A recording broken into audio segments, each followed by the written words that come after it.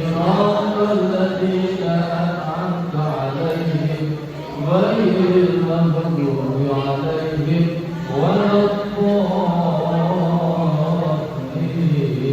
آمين.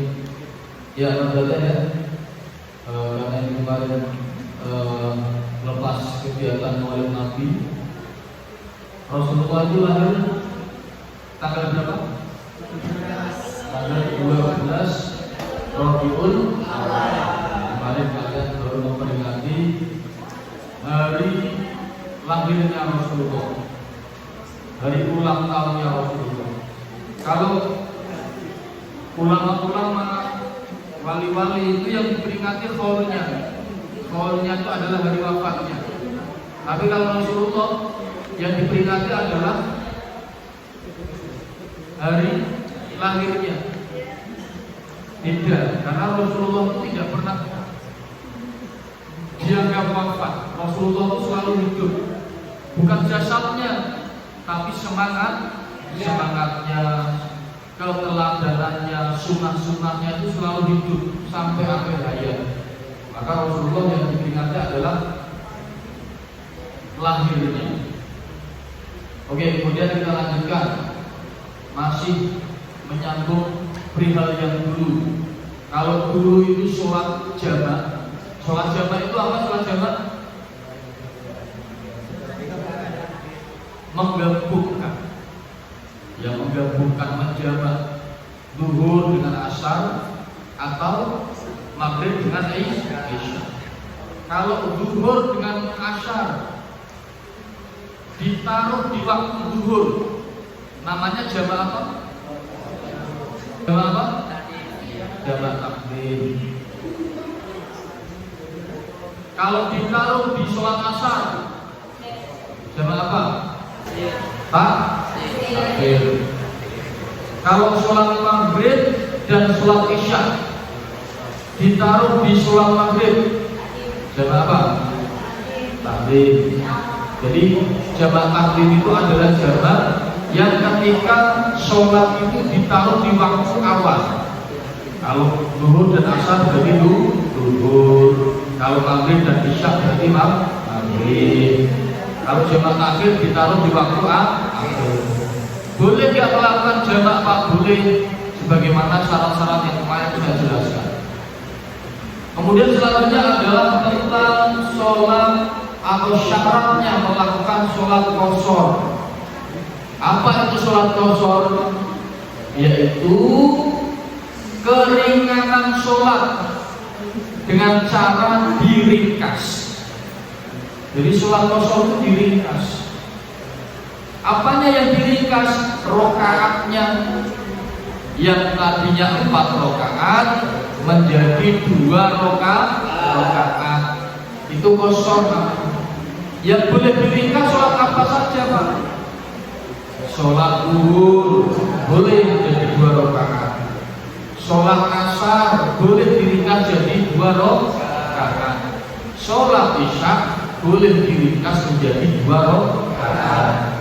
Akan tetapi untuk sholat maghrib dan sholat subuh tidak boleh, masih utuh.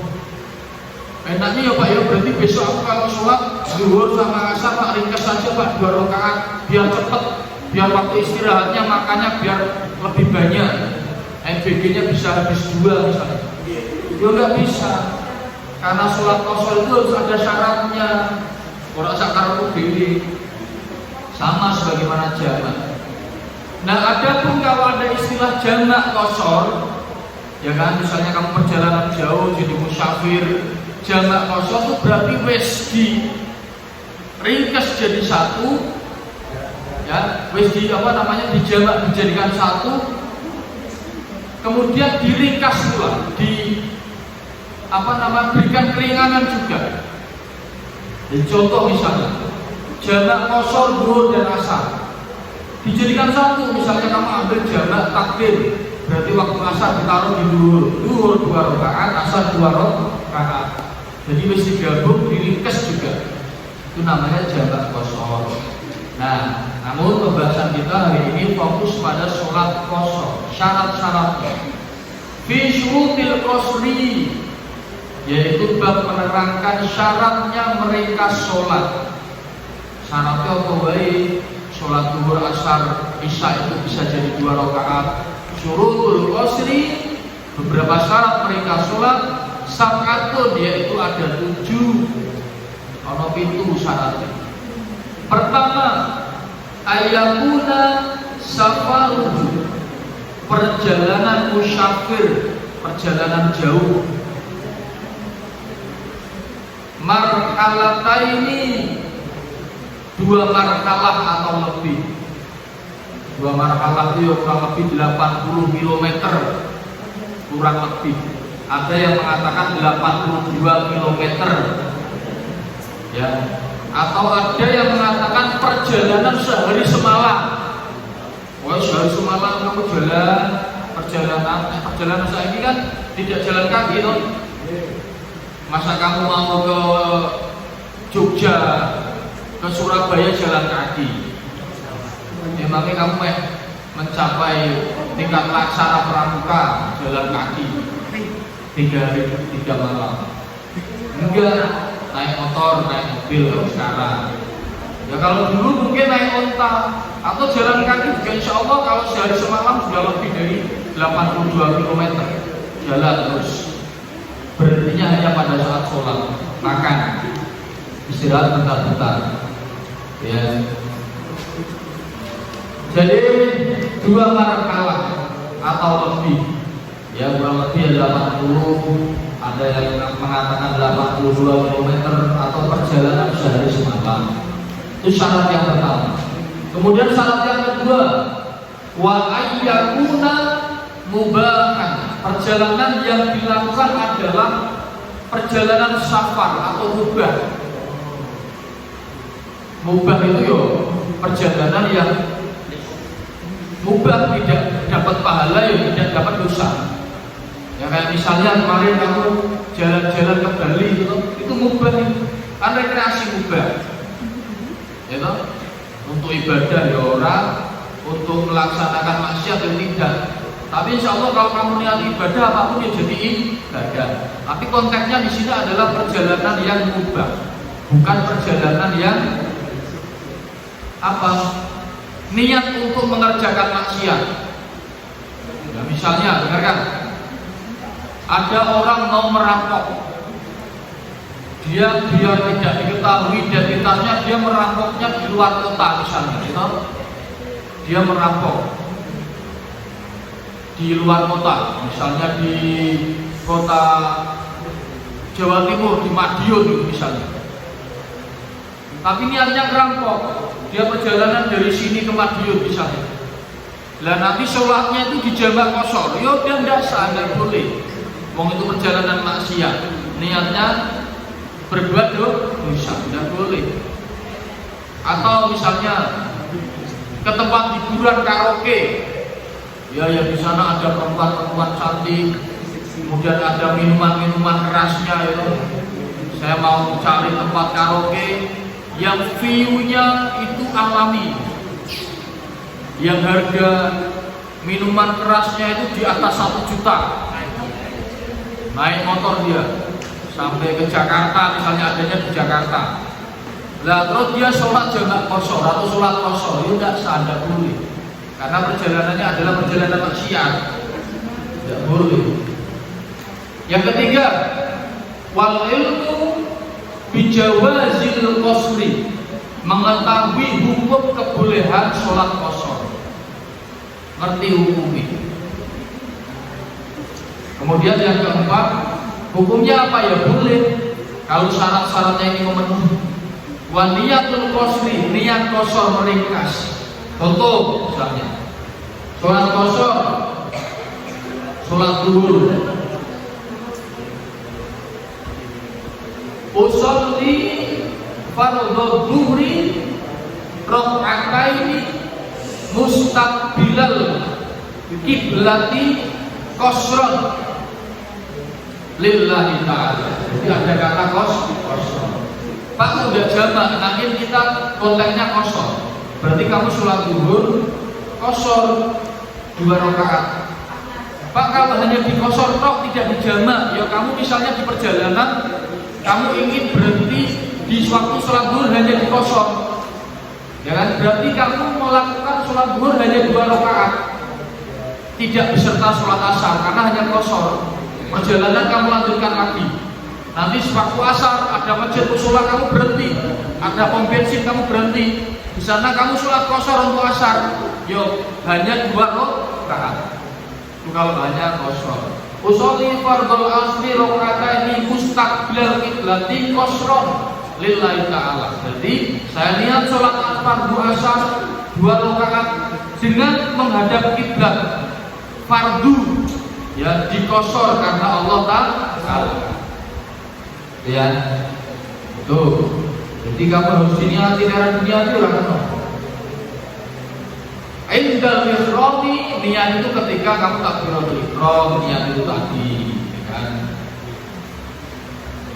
Ya seperti sholat biasa itu, sholli fardhu dhuhri rakaataini mustaqbil qiblati qasran lillahi ta'ala, Allahu akbar.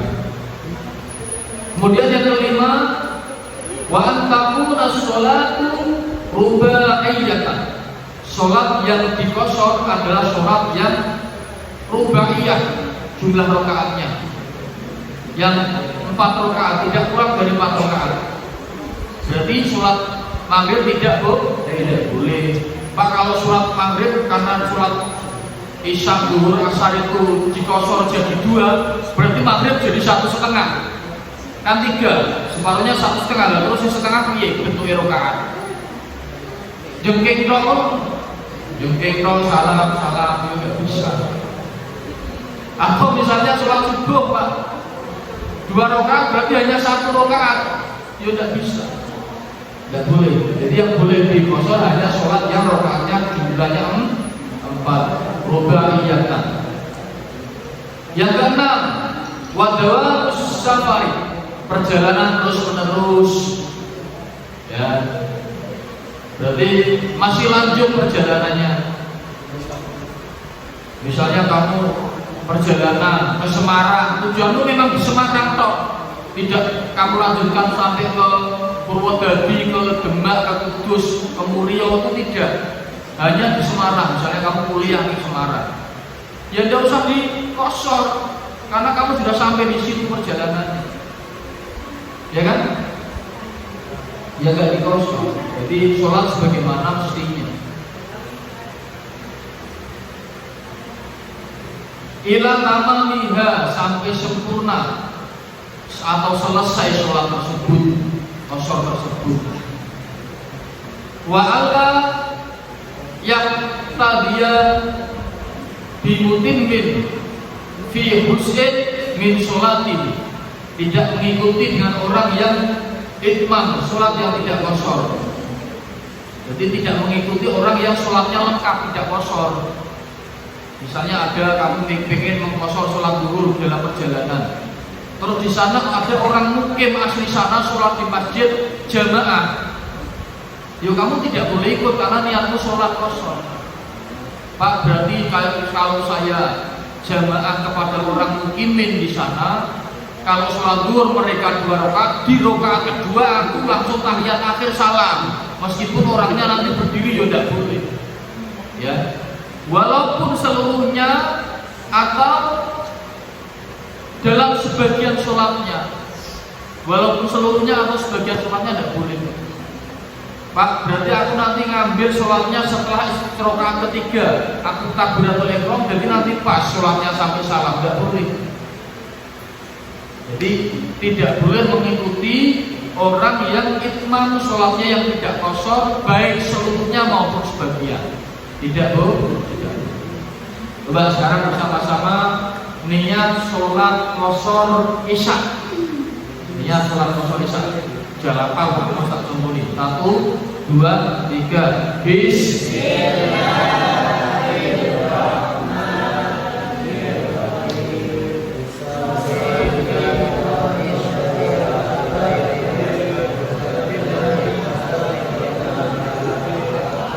Niat sholat kosor asar. 1, 2, 3. Usolli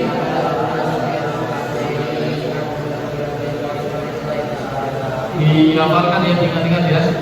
Usolli fardhul asri raka'ataini mustaqbilal qiblati qasran lillahi ta'ala. Ya ingat-ingat ya. Kalau jamak dan kosor ya berarti usolli fardhul dhuhri li jam'i taqwimi ila asri qasran lillahi ta'ala. Kalau ini konteksnya kosor, jadi boleh hanya dijamak, boleh hanya dikosor, boleh dijamak kok kosor. Paham? Penak kok Islam kok? Penak sekali, ringan sekali Islam ini. Ada pertanyaan? Cukup? Kalau cukup saya akhiri. Mari kita akhiri dengan membaca surah Fatihah bersama-sama. Al-Fatihah. A'udzubillahi minasyaitonir rajim. Bismillahirrahmanirrahim. Alhamdulillahi rabbil alamin. Ar-Rahmanir Rahim. Maliki yaumiddin. Iyyaka na'budu wa iyyaka nasta'in. Ihdinas siratal mustaqim. Siratal ladzina an'amta 'alaihim. غير المغضوب عليهم ولا الضالين. والله أعلم.